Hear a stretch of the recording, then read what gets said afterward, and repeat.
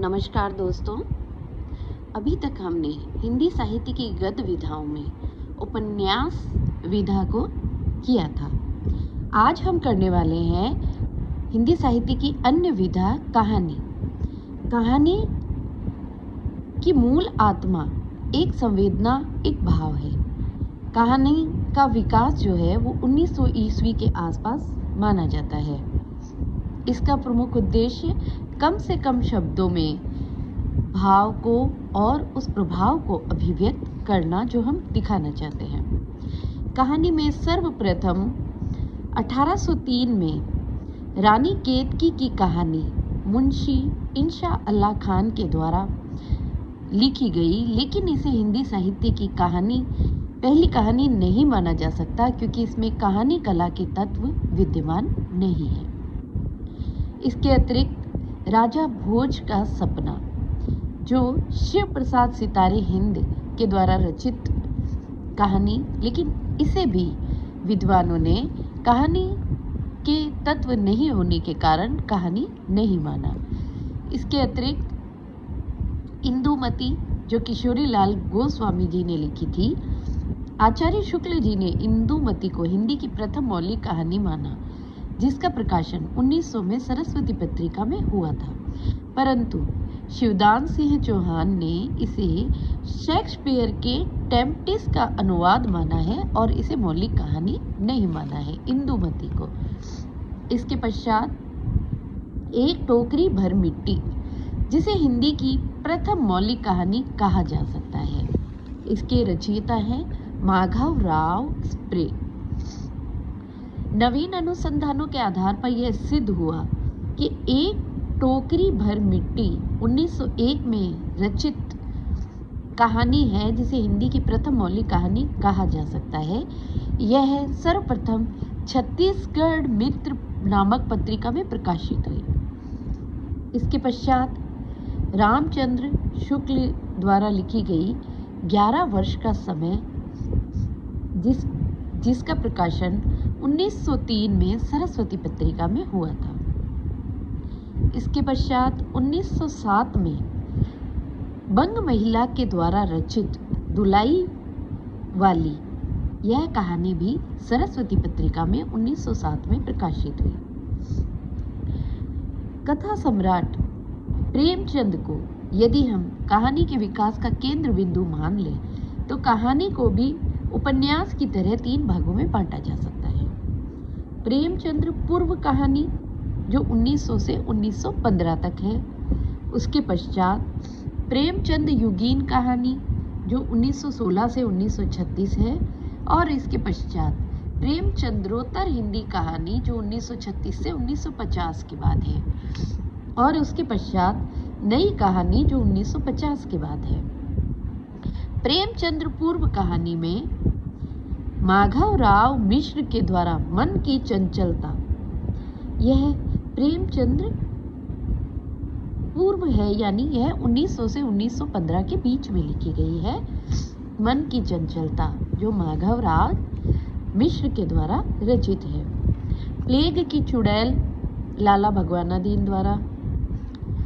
राखी बंद भाई और नकली किला, यह वृंदावन लाल वर्मा के द्वारा रची गई है। रक्षाबंधन, ताई और विधवा, यह कहानी विशंबर नाथ कौशिक के द्वारा रखी गई है। रक्षाबंधन इनकी हिंदी में रचित प्रथम कहानी है। इनके कहानियों का संग्रह जो है वह गल्प मंदिर, चित्रशाला, मणिमाला इत्यादि इनकी कहानियों का संग्रह है। इसके पश्चात बहुत ही इम्पोर्टेंट है चंद्रधर शर्मा गुलेरी, जिनकी एक ना एक कहानी हर परीक्षा में अवश्य ही पूछी जाती है। इनकी कहानियों में सुखमय जीवन, उसने कहा था और बुद्धू का कांटा। सुखमय जीवन इनकी पहली कहानी है। आप चंद्रधर शर्मा गुलेरी जी को इस काल का सर्वश्रेष्ठ कहानीकार कह सकते हैं। राजेंद्र यादव ने भी इन्हें हिंदी का प्रमुख कलाकार तथा इनकी रचना को हिंदी की प्रथम मौलिक कहानी माना है। इस कहानी का प्रकाशन उसने कहा था यह एक कहानी है जो 1915 में सरस्वती पत्रिका में प्रकाशित हुई। शिल्प की दृष्टि से तथा कथ्य की दृष्टि से यह अपने युग की सर्वश्रेष्ठ कहानी मानी जाती है, जिसका मूल विषय आदर्श, प्रेम, बलिदान, त्याग है। इस कहानी का नायक लहना सिंह है तथा यह पूर्व दीप्ति शैली पर आधारित कहानी है। इसके पश्चात प्रेमचंद्र युगीन कहानी। जैसा हम जानते हैं कि प्रेमचंद्र जी का जन्म 1880 में उत्तर प्रदेश के वाराणसी के लम्ही गांव में हुआ था। इनका नाम गणपत राय था। इन्होंने उर्दू में नवाब राय के नाम से लेखन कार्य शुरू किया था। बाद में मुंशी दया नारायण की सलाह पर प्रेमचंद्र जी ने प्रेमचंद्र नाम से लेखन कार्य शुरू किया। इनकी प्रथम कहानी संग्रह सोजे वतन और समर यात्रा पर अंग्रेजी सरकार ने रोक लगा दी थी तथा इनकी पत्रिका हंस भी बंद करवा दी गई थी। यदि प्रेमचंद्र की पहली कहानी माने तो वह संसार का अनमोल रतन,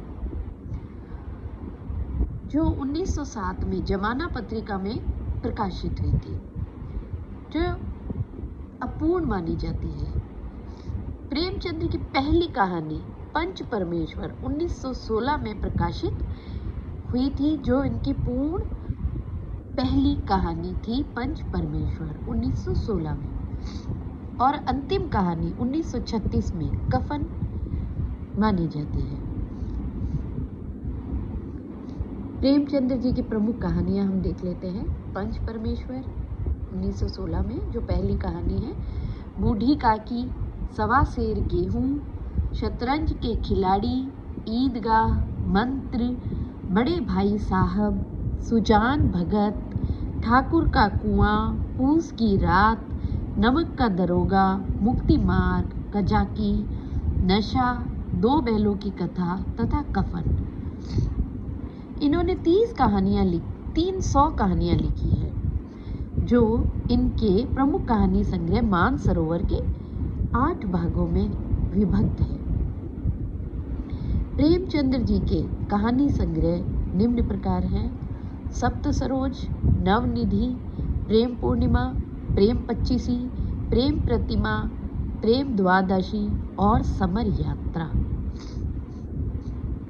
इसके पश्चात प्रेमचंद्र युग में जो प्रमुख कहानीकार हैं वे हैं जयशंकर प्रसाद। जयशंकर जी प्रसाद जी की पहली कहानी ग्राम 1912 में हिंदू पत्रिका में प्रकाशित हुई थी, ग्राम कहानी। इसके पश्चात इनके प्रमुख कहानी संग्रह प्रकाशित हुए, जो छाया, आकाशदीप, आंधी, प्रतिध्वनि व इंद्रजाल, ये इनके प्रमुख कहानी संग्रह हैं तथा प्रमुख कहानियां आकाशदीप, पुरस्कार, ममता, आंधी, देवव्रत, प्रतिध्वनि, मधुआ, इंद्रजाल, गुंडा, छोटा जादूगर, बिसाती और सालवती, ये इनकी प्रमुख कहानियां हैं। इसके अतिरिक्त तीसरे कहानीकार सुदर्शन जी हैं, जिनकी कहानियां हैं हार की जीत, दो मित्र, एथेंस का सत्यार्थी, ये कई बार पूछी जाती है, पत्थरों के सौदागर, कवि की स्त्री, कमल की बेटी, ये सुदर्शन जी की प्रमुख कहानियां हैं। चतुरसेन शास्त्री जी की कहानी में ग्रह लक्ष्मी, जो इनकी पहली कहानी है, पन्नाधाय और रूठी रानी। देखो दोस्तों, हम बहुत ज़्यादा कहानियाँ नहीं कर रहे हैं, क्योंकि यह बहुत सारी विधाएं हैं जिनमें कहानी, उपन्यास, निबंध, नाटक सब कुछ याद करना बहुत मुश्किल हो जाता है। तो जो बहुत मुख्य कहानियाँ हैं वही हम कर रहे हैं, तो आप ये ना समझें कि ये बहुत कम है। उग्र पांडे बेचन शर्मा उग्र की शैतान मंडली, देशभक्त और उसकी माँ, चिंगारी, दो गज की आग, ये सभी पांडे बेचन शर्मा उग्र की कहानियां हैं। राधिका रमन सिंह की कानों में कंगना, दरिंद्र नारायण, पैसों की घूंगनी। इनका एक कहानी संग्रह गांधी टोपी भी है। राहुल सातकृत्यायन की कहानी है सतमी के बच्चे। भगवती चरण वर्मा, प्रायश्चित और वसीयत, ये प्रगतिवादी कथाकार थे। अभी तक हमने प्रेमचंद्र पूर्व और प्रेमचंद्र काल की कहानियों को करा है। अगले वीडियो में हम प्रेमचंद्रोत्तर कहानियां करेंगे। अभी कुछ समय से हमारे वीडियो बहुत स्लो आ रहे हैं क्योंकि मुझे अधिक समय नहीं मिल पाया, लेकिन अब 1-2 महीने की जो समर वेकेशन आ रही है तो मैं पूरा प्रयास करूंगी कि रोज आपको वीडियो, ज़्यादा से ज़्यादा वीडियो आपको उपलब्ध करवाऊं। अभी हम उपन्यास और कहानी करने के बाद में हर एक लेखक का उपन्यास और कहानी अलग से विभक्त करके भी उस पर चर्चा करेंगे कि इस लेखक के द्वारा ये उपन्यास लिखी गई और ये कहानी, ताकि आप उसे अच्छी तरह से आप डिफरेंशिएट कर सकें कि कहानी विधा और उपन्यास में आप कंफ्यूज ना हो। इसीलिए हम इसे इस प्रकार भी करेंगे। आप बस मेरे चैनल को लाइक करते रहिए, ताकि मुझे उससे, आपके एक लाइक से मुझे मोटिवेशन मिलता है। और अगर आपको कुछ इसमें परिवर्तन, अगर आपको लगता है कि इसमें कुछ परिवर्तन होना चाहिए तो आप इस पर कमेंट भी कर सकते हैं। धन्यवाद दोस्तों।